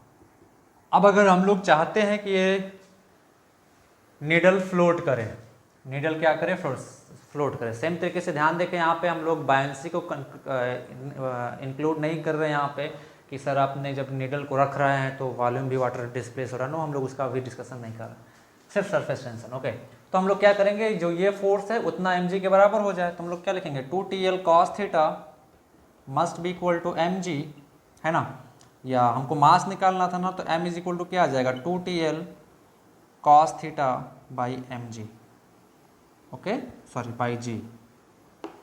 By g, okay. तो मैक्सिमम मास कब होगा, जब cos थीटा मैक्सिमम होगा, यानी कि थीटा क्या होगा, जीरो, थीटा क्या हो, जीरो, तो m मैक्स क्या आ जाएगा, 2TL by ji, 2TL by जी क्या आ जाएगा। और ये कब होगा, जब थीटा क्या होगा, cos थीटा क्या होगा, मैक्स, यानी कि थीटा क्या हो, जीरो। यानी कि जब हम लोग इस नीडल को रखें, जब नीडल को ऐसे सिंपली रखें, है ना, ऐसे सिंपली ऐसे, है ना, तो जो यहाँ पे जो थीटा जीरो कब होगा, जब ये सरफेस बिल्कुल ऐसे हो जाएगा, मतलब इस तरीके से ऐसे, यानी कि इस पर फोर्स का वैल्यू ऐसे बिल्कुल वर्टिकल आ जाए, है ना। ठीक है, अभी हम लोग और क्वेश्चन सॉल्व करेंगे इस पर। तो मैक्सिमम मास का वैल्यू कितना आ जाएगा 2TL/g, यानी कि थीटा 0 कब होगा, सिंपल सी बात है, जब इंटरफेस हमारा कुछ ऐसा हो जाएगा हेमिस्फेरिकल फॉर्म में, हेमिस्फेरिकल फॉर्म में। तो अब ये कैसा आ जाएगा, ऐसे बिल्कुल फोर्स ऊपर, ऐसे बिल्कुल फोर्स ऊपर, तो थीटा अभी क्या आ जाएगा वर्टिकल से 0। ओके, चलो कोई डाउट किसी को यहाँ तक? नहीं, चलो आओ आगे बढ़ते हैं।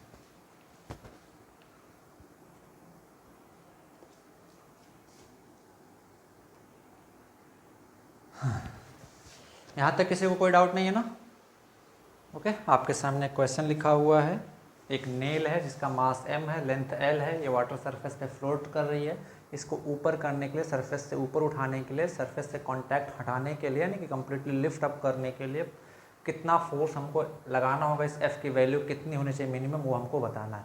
चलो जल्दी से बताएं कौन सा ऑप्शन करेक्ट है, चलो जल्दी से बता दें कौन सा ऑप्शन करेक्ट है। ओके, तो चलो आओ देखते हैं। एक चीज़ तो क्लियर है, इसका मास किधर लग रहा है, नीचे लग रहा है। अच्छा मैं इसको मिटा देता हूँ, मैंने जस्ट इस डायग्राम को बनाया था एग्जाम्पल पर्पज के लिए। ओके, अच्छा जब आप इसको ऊपर उठाओगे ऐसे तो क्या होगा, जैसे ऊपर उठाओगे इस पे mg नीचे लग रहा है, तो अभी क्या होगा, एडहेसिव फोर्सेस भी आ गए ना इस पे। दूसरा सरफेस टेंशन की वजह से फोर्स आएगा, जब आप इसको पुल करोगे ऊपर की तरफ तो ये जो इंटरफेस है भी आपके साथ ऊपर थोड़ा जाता हुआ दिखाई देगा। आपने देखा होगा, आप एक काम करें, आप बिल्कुल घर पे कर सकते हैं, प्लेट लें, उसमें पानी डाल दें, बिल्कुल एकदम क्लीन वाटर है ना, उसके बाद एक थोड़ा सा रॉड लें या कुछ भी लें, उसको धीरे से, बहुत धीरे से डिप करके थोड़ा सा उठाने की कोशिश करें, तो आप देखेंगे कि इंटरफेस वो भी ऊपर की तरफ आ रहा है ना। तो अब जैसे इसको नेल को ऊपर की तरफ उठाओगे, ऊपर की तरफ उठाओगे, तो जो इंटरफेस है यहाँ पे, वो इंटरफेस बिल्कुल कुछ ऐसा आ जाएगा, ऐसा ऐसा इस टाइप का, ऐसा, यानी कि जो इंटरफेस है वो भी आपका ऊपर की तरफ जाने लगेगा, है ना, ऐसे ऐसे। तो बताओ अभी क्या क्या इस पे फोर्स लग रहा है, mg तो नीचे लग ही रहा था, mg नीचे लग रहा था, आप F फोर्स लगा के ऊपर उठा रहे हो, क्या सरफेस टेंशन की वजह से फोर्स आएगा, है ना। तो सरफेस टेंशन की वजह से ये बिल्कुल ऐसे आ जाता है, सरफेस टेंशन की वजह से फोर्स यहाँ पे किधर की तरफ आएगा, नीचे की तरफ, ऐसे कितना, ऐसे यहाँ पे नीचे इस साइड कितना आएगा, सरफेस टेंशन की वजह से फोर्स कितना होता है, T/L, दोनों इस साइड से T/L, है ना। अरे भाई ये सरफेस कॉन्ट्रैक्ट करेगा ना तो इस पर फोर्स लगाएगा ना, इस पर, है ना। तो हमने क्या बताया था, इस लाइन के परपेंडिकुलर जो इमेजिनरी लाइन यहाँ पे बन रहा है, बिल्कुल ऐसे ऐसे इमेजिनरी लाइन बन रहा है, ऐसे इमेजिनरी लाइन बन रहा है उसके परपेंडिकुलर, तो परपेंडिकुलर ऐसे आ जाएगा। सरफेस के टेंजेंट, तो सरफेस ऐसे बन जाए टेंजेंट, है ना। थीटा बहुत जीरो होता है ना, तो कंपाउंड लाइन की जरूरत पड़ती नहीं है। तो कितना फोर्स नीचे की तरफ लग रहा है, TL+TL, 2TL+mg। तो आपको मिनिमम कितना फोर्स लगाना पड़ेगा, F = 2TL+mg। Any doubt? तो कौन सा ऑप्शन करेक्ट है, ऑप्शन सी, एनी डाउट। अरे भाई जब आप इस नेल को ऊपर उठाओगे तो जो इंटरफेस बना हुआ था यहाँ पे, ये वाला, इसे ऊपर की तरफ, अभी देखें यहाँ पे ऐसे नीचे की तरफ है ना, तो ये ऐसे ऊपर की तरफ उठ जाएगा ना, बिल्कुल ऐसे ऐसे, थोड़ा सा मैं ज़्यादा बना दिया, ऐसे ऐसे ऐसे, दिस इज वाटर, ऐसे ऊपर की तरफ उठेगा। बिल्कुल इसको एक्सपेरिमेंट करके देख सकते हो। तो अब बताएं, इसका mg नीचे लग रहा है ना, mg नीचे। अब यहाँ पे एक लाइन बना होगा L लेंथ का, यहाँ पे एक लाइन बना होगा L लेंथ का इंटरफेस पे, है ना।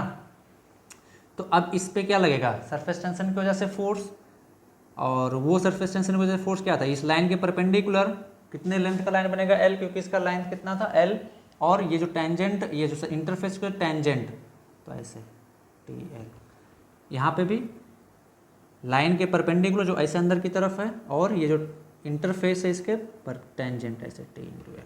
तो टोटल डाउनवर्ड फोर्स कितना आ जाएगा, TL+2TL+mg, total downward force 2TL+mg। तो कितना मिनिमम लगाना होगा आपको, F, और ये F किसके बराबर होना चाहिए मिनिमम, इसके बराबर। तो कौन सा ऑप्शन करेक्ट हो जाएगा, option C is correct. Okay, चलो जल्दी से नोट कर लो, चलो हटा दो। ओके, चलो देखो नेक्स्ट क्वेश्चन क्या है, एक डिस्क है जिसका रेडियस r है, बिल्कुल वाटर सरफेस पे ऐसे सिंपली ऐसे रखा हुआ है ना। ये सब 3 डायमेंशनल डायग्राम है, मैं 2D में अच्छे से दिखा नहीं सकता, है ना।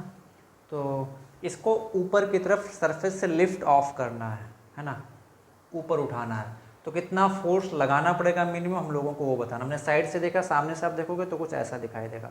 तो कितना फोर्स लगाना है उस पर वो बताना है। तो चलो जल्दी से बता दें कितना फोर्स लगाना होगा, आप लोग जल्दी से बता दीजिए कितना फोर्स लगाना होगा, कौन सा ऑप्शन इसमें से करेक्ट होगा। ओके, चलो जल्दी से बता दो। तो चलो आओ देखते हैं। जब आप इसको पुल अप करोगे, ऊपर की तरफ उठाओगे, तो इस डिस्क के साथ जो वाटर है वो भी ऊपर उठने लगेगा, कर्वेचर ऊपर की तरफ शिफ्ट होने लगेगा। तो सरफेस टेंशन की वजह से फोर्स आएगा और mg आएगा। तो दोनों के बराबर हमको फोर्स लगाना पड़ेगा ऊपर की तरफ, है ना। चलो आओ देखते हैं। तो जब हम लोग इस डिस्क को लिफ्ट ऑफ करेंगे, है ना, ये डिस्क, जब इस डिस्क को हम लोग लिफ्ट ऑफ करेंगे तो जो इंटरफेस बन रहा था वो कैसा आ जाएगा, ऐसा कुछ हो जाएगा ना, ऐसे ऐसे, यहाँ पे ऐसे ऐसे ऐसे, है ना, मतलब इस टाइप का ऐसा कुछ। पानी भी ऊपर आने लगेगा। आप बिल्कुल इसको एक्सपेरिमेंट करके देख सकते हो, कोई दिक्कत नहीं है। आप एक सिक्का लो, क्लीन वाटर पे उसको थोड़ा सा रखो, तो बहुत हल्के से उठाओ, तो देखोगे आप धीरे धीरे उठाओगे तो जो सरफेस था, इंटरफेस था, वो भी उस सिक्के के साथ धीरे धीरे ऊपर आना स्टार्ट करता है। तो अभी इस पे क्या क्या फोर्सेज लग रहा है बोलो। mg नीचे लग रहा है, आपको ये फोर्स F लगा के ऊपर उठाना है, तो सरफेस टेंशन की वजह से भी तो फोर्स आएगा, कितना, ऐसे। अब ये पूरा सरफेस है ना, पूरा 3 डायमेंशनल डायग्राम बन रहा है ना, पूरा ऐसे सरफेस पे सरफेस टेंशन फोर्स लगेगा ना, क्योंकि इमेजिनरी लाइन इस बार ये ऐसे सर्कल के फॉर्म में होगा, ऐसे ऐसे ऐसे ऐसे ऐसे, इंटरफेस जो होगा उसके टेंजेंट ऐसे पीछे की तरफ भी।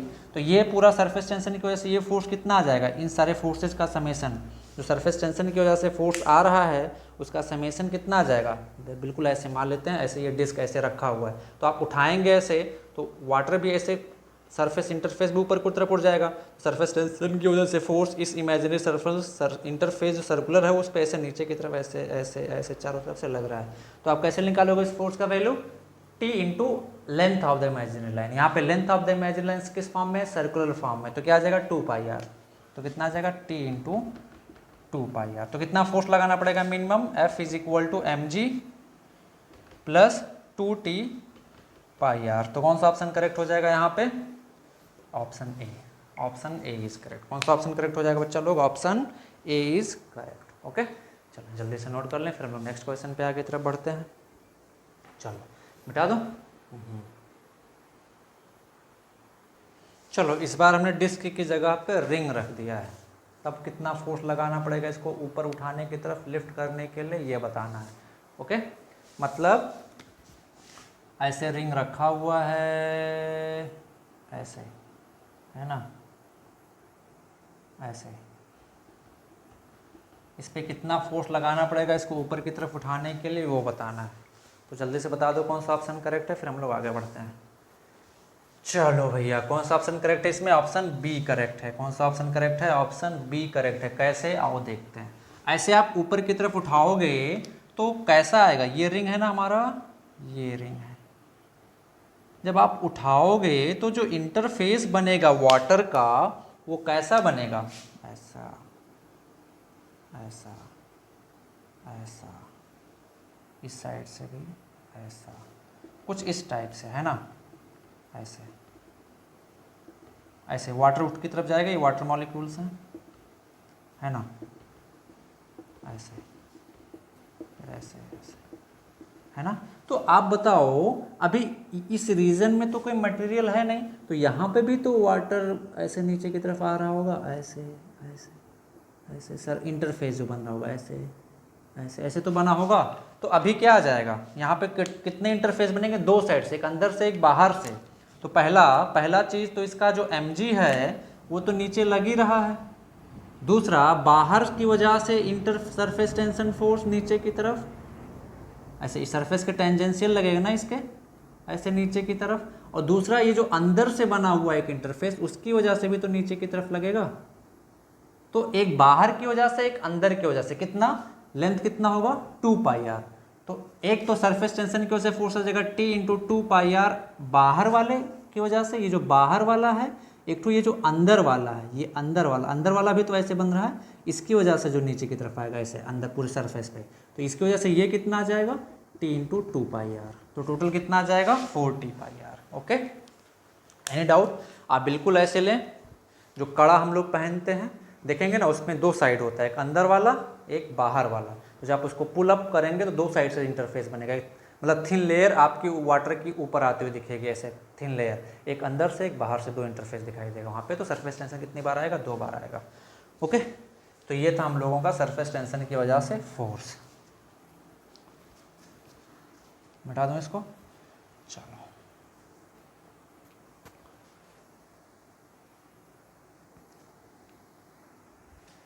नेक्स्ट हम लोग क्या पढ़ते हैं? Surface energy. ओके, तो ये हम लोगों ने क्या पढ़ा? Force due to surface tension, force due to surface tension. अब डिफरेंट ज्योमेट्री पूछी जा सकती है। अब मैं पूछ लूँ कि सपोज रेक्टेंगुलर ज्योमेट्री है, सॉलिड रेक्टेंगुलर, सॉलिड रेक्टेंगुलर, ये साइड L है, ये साइड B है, ये सॉलिड है ना, और मास इसका M है। तो बताएं सरफेस पे वाटर के रखा हुआ, तो लिफ्ट अप करने के लिए कितना फोर्स लगेगा बताओ? तो बोलो इस पे सरफेस टेंशन की वजह से फोर्स नीचे आएगा कितना? T इंटू बी, इस सरफेस की वजह से T इंटू एल, इस सरफेस की वजह से T इंटू एल, इस सरफेस की वजह से T इंटू बी, और एक एक्स्ट्रा आएगा mg। इतना फोर्स लगाना होगा ऊपर उठाने के लिए। तो हम लोग क्या लिख सकते हैं? 2T b plus L plus M G is equal to F. इतना फोर्स लगाना होगा। अगर मैं बोलूँ कि सब भैया यहाँ पे ये हॉलो है, हॉलो रेक्टेंगुलर है, तो अभी क्या बन जाता है? रेक्टेंगुलर फ्रेम है ना, तो एक अंदर से इंटरफेस आएगा, एक बाहर से। आप लोग विजुलाइज कर पा रहे हो ना भाई? 12th में हो यार, थोड़ा विजुलाइज करो ना। नहीं कर पा रहे तो आप एक रेक्टेंगुलर फ्रेम लो, उसको डाल के आप ऊपर की तरफ उठाने की कोशिश करो पानी में, है ना। तो एक यहाँ से आएगा इंटरफेस, एक यहाँ से इंटरफेस आएगा। तो आपके यहाँ पे बी के साथ एक यहाँ पे, एक यहाँ पे, 2 आ जाएगा। यहाँ पे बी के साथ, ओ हो, यहाँ पे ये वाले बी के साथ एक बाहर से एक अंदर से, कितना आ जाएगा? 2 आ जाएगा, है ना। सेम तरीके से इस एल पे एक अंदर से एक बाहर से एक अंदर से, कितना आ जाएगा? 2। यहाँ पे भी 2, तो कितना आ जाएगा यहाँ से? ये चीज़ें 4। कितना आ जाएगा बच्चा लोग? 4। ओके, किस भी ज्योमेट्री का पूछे वो आप लोग बता सकते हैं आसानी से, है ना। मास वास दे दे, जो भी देना है। तो ये था सरफेस टेंशन की वजह से फोर्स। बाकी हम लोग नेक्स्ट लेक्चर में देखेंगे सरफेस एनर्जी। ओके, तो मिलते हैं नेक्स्ट क्लास में, तब नेक्स्ट क्लास में। ओके, तब तक के लिए टाटा बाय बाय।